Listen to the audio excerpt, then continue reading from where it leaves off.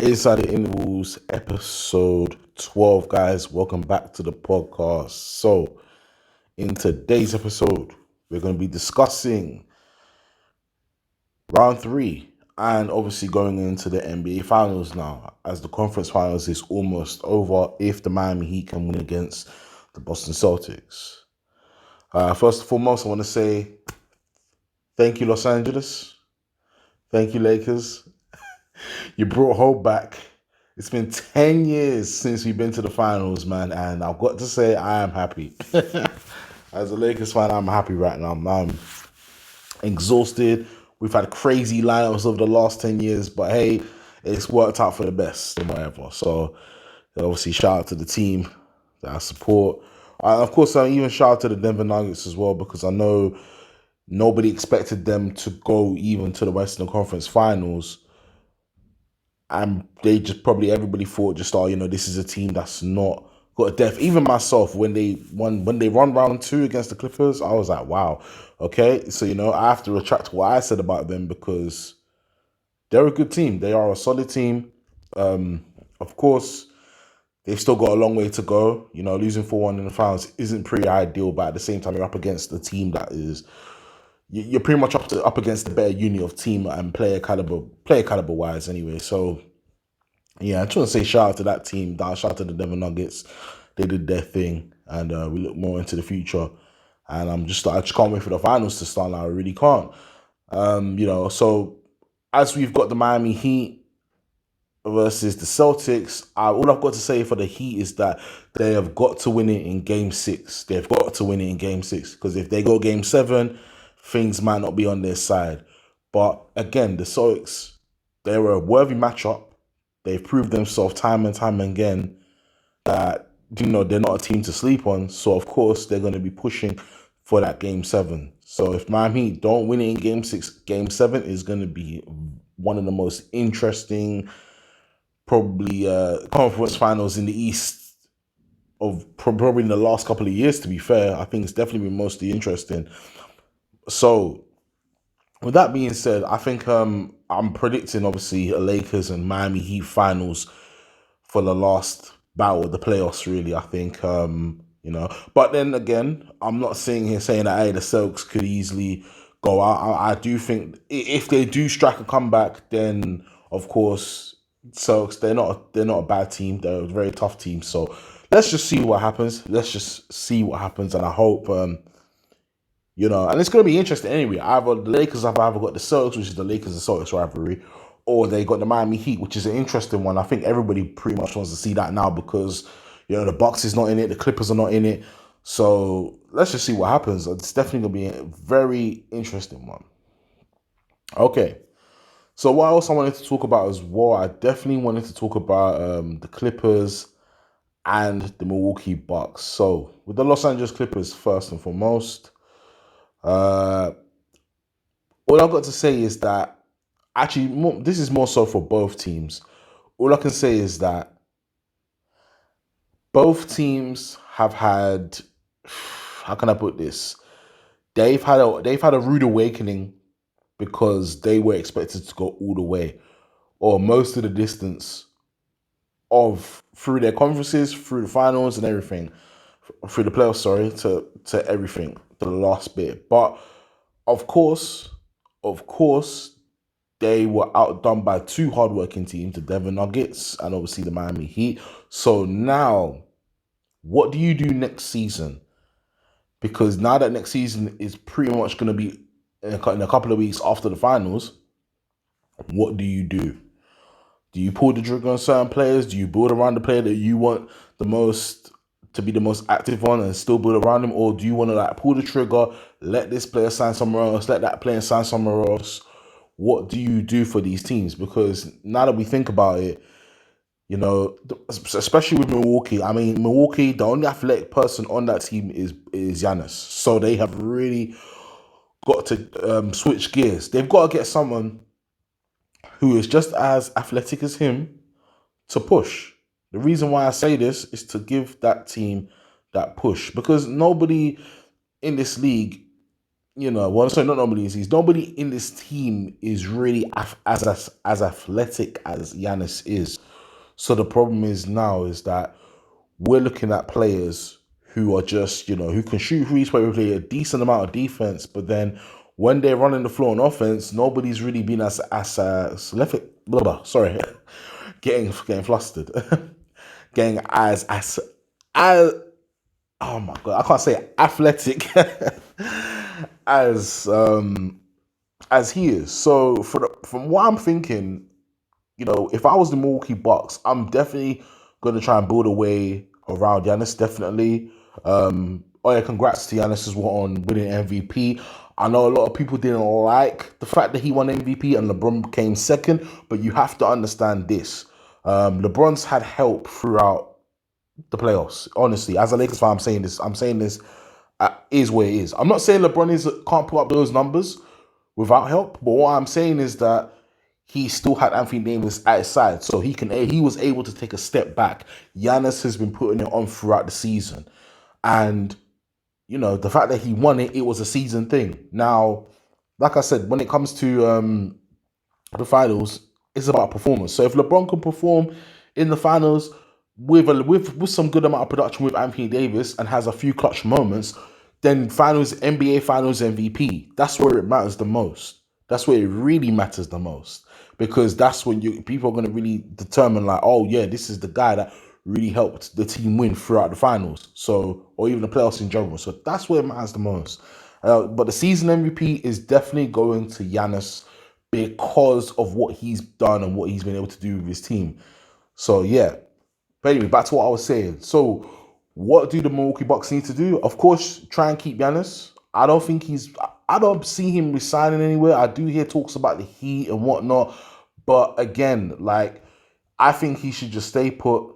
And, if he is like the star player that you want him to be, that this organization wants him to be, they're going to have to pull a few triggers on other players just so they can work around him. Because I think they've done well building around him. But the problem is that we've seen the exposure, or him getting, not so much him getting exposed, but the whole team getting exposed because of the Miami Heat. So now it's like, okay, well, he hasn't got anyone around him.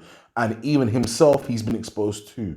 I definitely think Giannis should have a post game, because he doesn't. I'm not saying he can't go into the post, but what I'm saying is that it does need to become a bit more of his arsenal. He can't just him working on his mid range, his shooting. That's fine.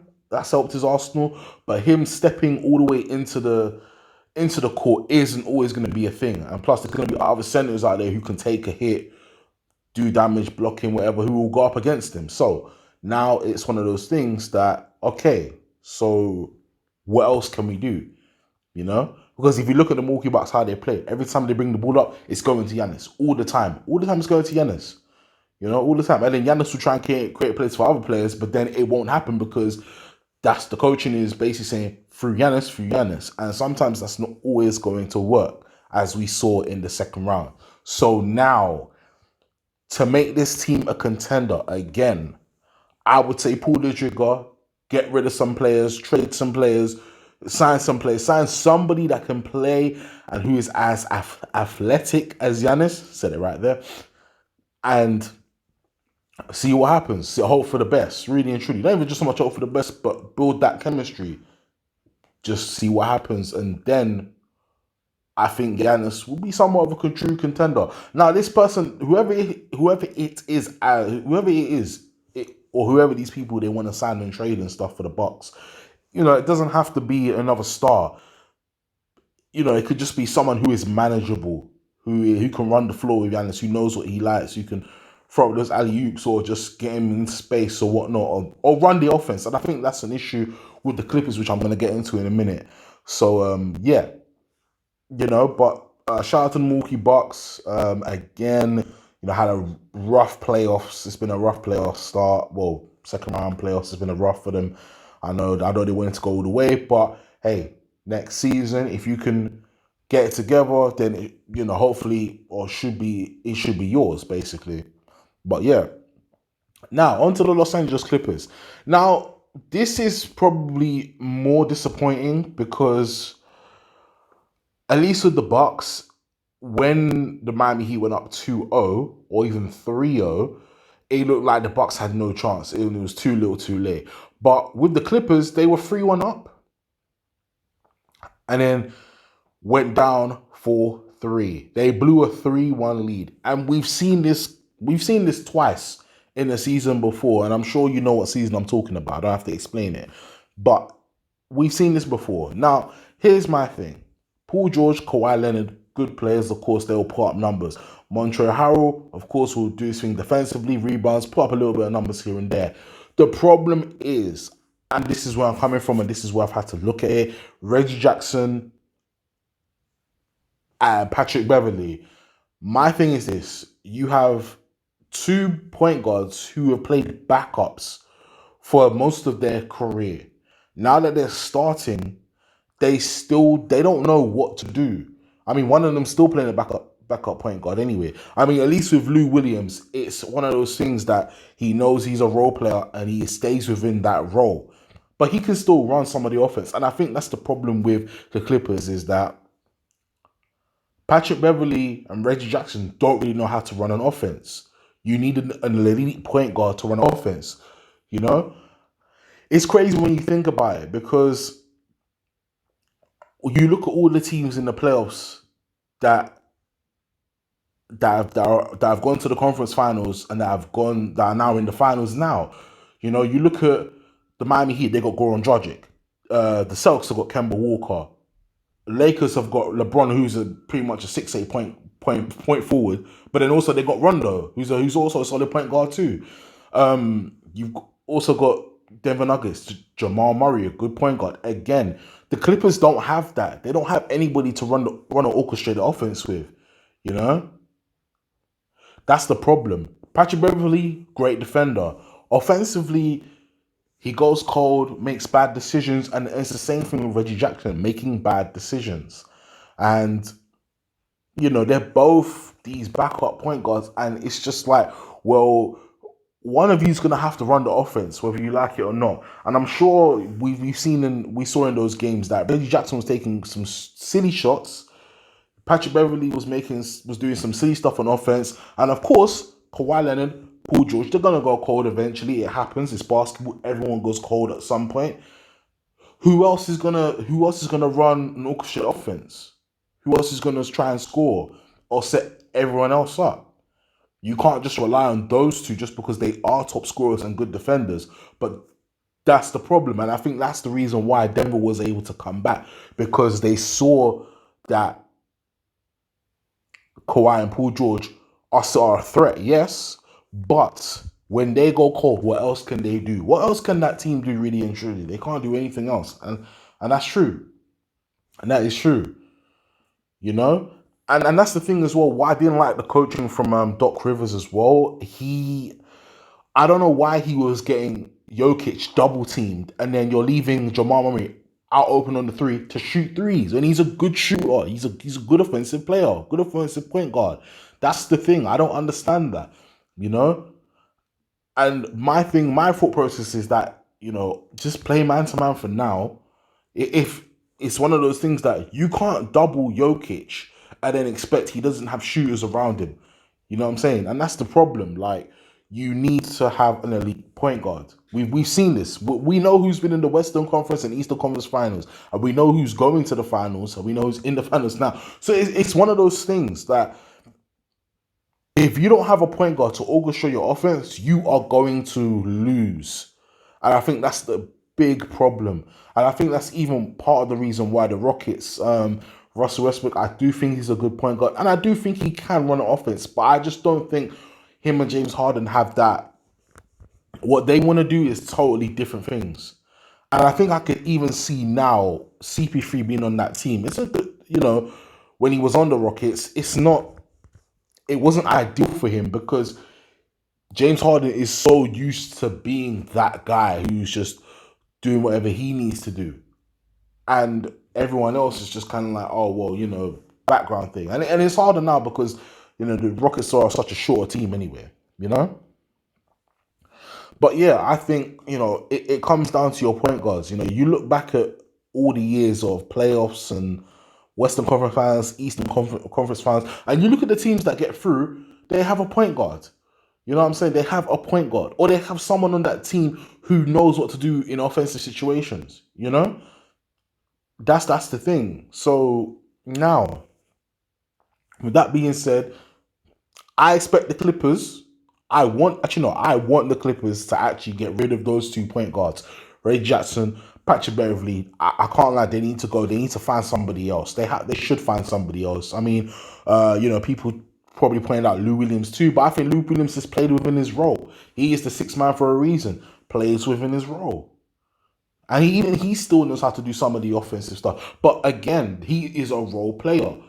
You know, Patrick Beverley was a role player. Reggie Jackson was a role player. How can you have 2 role-playing point guards, but then you expect to go all the way? And that's the issue. Looking back at those games, I'm telling you, if you used to watch highlights back of those games of the Denver series, you're going to see how much Denver exposed them to beat them. But yeah, like I said again, free agency is almost here, especially after the finals. The finals won't be too long, I take it. So, we'll just have to wait and see. So yeah, that's pretty much it for the podcast, guys. Don't forget to like, share, comment down below, and tell me what you guys think. And don't forget to also subscribe. And I'll see you for the next episode. Peace.